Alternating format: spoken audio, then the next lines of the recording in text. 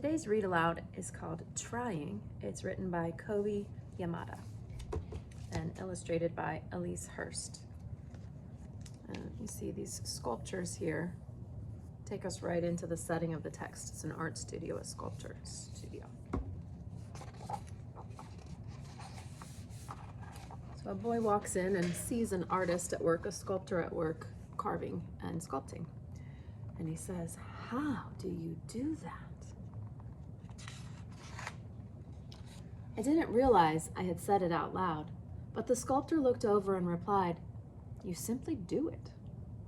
"Oh no, I could never do that." "Well, how do you know?" he asked. "I just know." Confused, I walked away. He must be joking, I thought.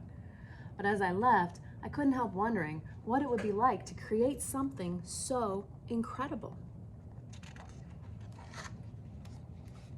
When I returned, the sculptor looked over at me and asked, "How's your sculpture coming along?" "Oh, I'm just here to watch." "The best way to give your talents an opportunity is to try," he responded. "I'd rather just watch. I can't mess things up if I just watch." Ooh, turn and talk about that. Have you ever thought, "Oh, I can't mess this up if I just don't try. I won't mess it up. I'll just take the grade or do whatever." "Ah, yes," he nodded. "If you do nothing, it feels safe. But everything stays the same. If you do nothing, there is less to experience, less to love, and less to learn. The fear of failing is the scariest part, and it stops most people from starting. The only way to get to where you want to go is to take a step in that direction. And the best way to do that is to begin." It was all I could think about. Even as I slept, I dreamt of creating beautiful things. I was excited to get started, but as I was working, I realized that something was wrong. With every strike, I felt a little more deflated. With every blow, my disappointment grew. This was not turning out the way I imagined. Why did I think I could do it? Why had I let myself care about this so much? The next time I saw the sculptor, he asked about my work. I told him it was no good and that I had quit. "Why would you do that?" he asked. "Because it feels awful to want something so badly and then just be disappointed." "Yes," the sculptor replied, "disappointment hurts, but failure is temporary and in many ways necessary. It shows us how something can't be done, which means we are a little closer to finding out how it can. When you first tried to walk, you fell. But you picked yourself up and tried again. You were willing to fail over and over and over, and that is why you succeeded. How do I know this?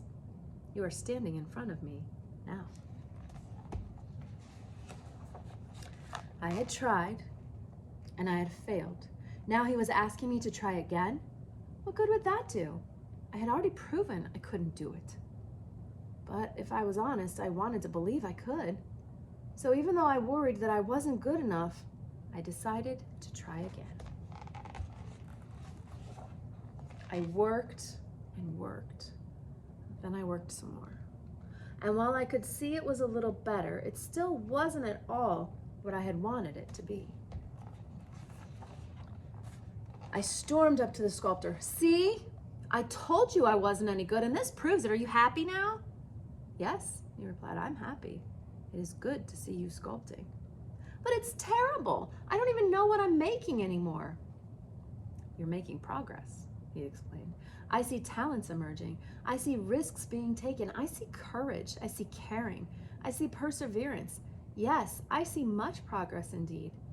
And I hope you will keep trying." I tried again and again and again.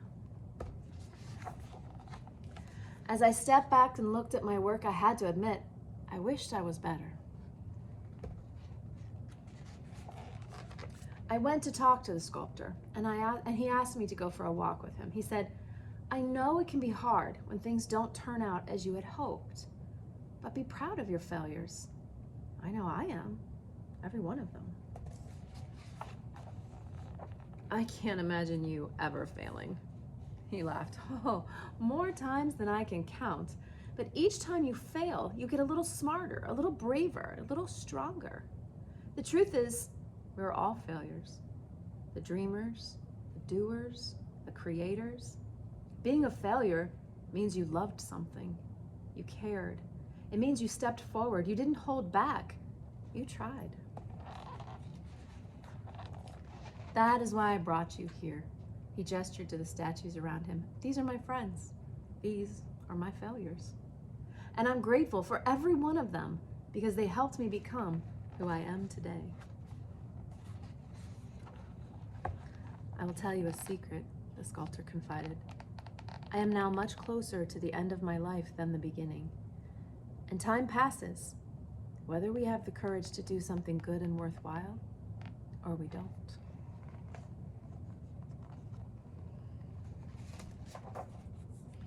It's been years since he's been gone.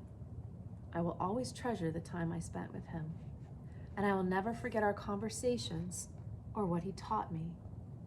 When we make it safe to fail, we make it safe to succeed. St. Malground, working on a beautiful sculpture.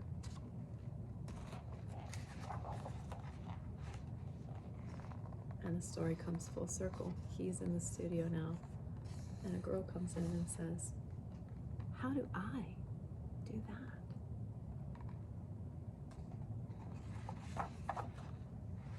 Turn and talk to a partner about what you're willing to try, or something you might be afraid of failing at, but you wish you were better at it. You wish you were good. Turn and talk about that for